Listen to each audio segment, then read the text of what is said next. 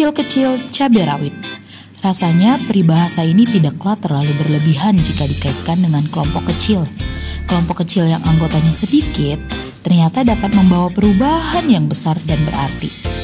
Setelah pemerintahan komunis menguasai Cina, kekristenan mengalami kesulitan karena mereka dilarang beribadah secara terbuka. Namun, walaupun persekutuan dilarang dan bahkan ada yang ditangkap, orang Kristen tetap bersekutu dan bersaksi dalam kelompok-kelompok kecil. Sungguh luar biasa, Allah memakai kelompok-kelompok kecil untuk tetap memelihara iman dan semangat penginjilan kekristenan di Cina. Bahkan, jumlah orang Kristen berkembang menjadi 3 kali lipat dibandingkan sebelumnya. Jauh sebelum ada gedung gereja, orang Kristen pada gereja mula-mula juga bertemu di rumah-rumah dalam kelompok kecil untuk bersekutu dan menerima pengajaran daripada Rasul.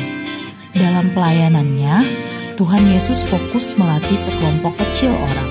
Ia hidup bersama mereka, mengajari mereka, lalu mengirim mereka untuk bersaksi.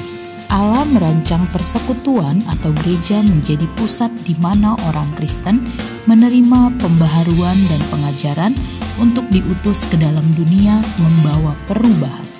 Pelayanan dan pengajaran yang dilakukan di dalam persekutuan ditujukan untuk membangun murid yang bukan sekedar penonton, tetapi agen pembaharu dunia. Jika ditanyakan, apa yang Tuhan Yesus hasilkan dalam kelompok kecil yang dipimpinnya, maka tentu jawabannya adalah murid. Kata murid adalah suatu sebutan yang umum digunakan dalam Alkitab untuk menunjuk kepada para pengikut Yesus sebelum mereka disebut dengan istilah Kristen. Kehidupan dalam keselamatan yang telah Allah anugerahkan bukan sekedar hidup yang pasif, tetapi hidup yang aktif untuk melakukan kehendak Allah. Ini bukanlah hal yang mudah, melainkan membutuhkan suatu kesungguhan dan pengorbanan untuk dapat berkata ya kepada kehendak Tuhan dan tidak kepada dosa untuk keinginan diri sendiri. Panggilan hidup seperti inilah yang Yesus berikan kepada setiap orang yang menjadi murid-Nya.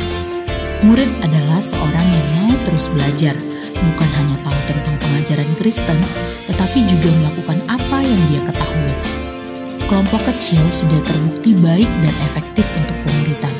Ini pun adalah sarana yang Allah anugerahkan, yang mana ia ikut berperan di dalamnya. Jadi, siapkah kamu menjadi murid?